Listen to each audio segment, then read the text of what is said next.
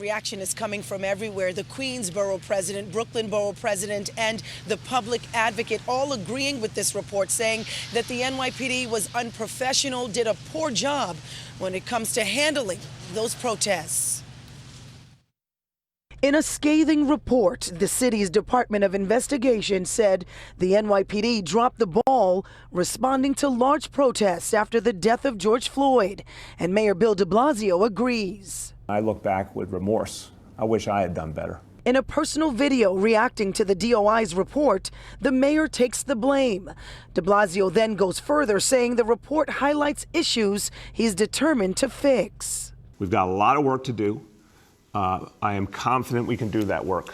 We will implement the recommendations in the Department of Investigation report. After a 6-month investigation taking a closer look at what played out during protests in May and June, the DOI found the NYPD used excessive force, that officers lacked strategy and guidance, and the department deployed officers who lacked training. The problems went beyond poor judgment or misconduct by some individual officers.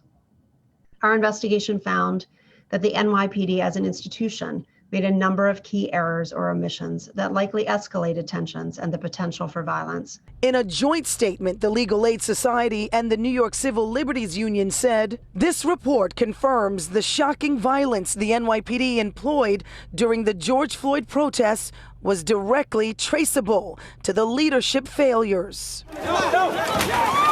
The report also questioned tactics, the legitimacy of the response, and accused city leadership of poor management. Police Commissioner Dermot Shea had this to say in a statement. In general terms, the report captured the difficult period that took place in May and June of 2020 and presents 20 logical and thoughtful recommendations that I intend to incorporate into our future policy and training. But retired NYPD Commissioner of Training and St. John's University criminal justice professor Dr. Rob Gonzalez tells Pix 11 the department did not need a report to know officers were unprepared for protests that were unpredictable. Police have to just jump in and take action. And some of them are not trained, unfortunately, on de-escalation techniques, on how to deal with large-scale disorders. Because of this report, they will make training a priority. And the PBA president is not too happy about this report. Of course, he says it confirms what officers already knew, that they were pretty much set up to fail, that the mixed messages from the city undermines the officers. For now, we're live in Lower Manhattan. Nicole Johnson, Pix 11 News.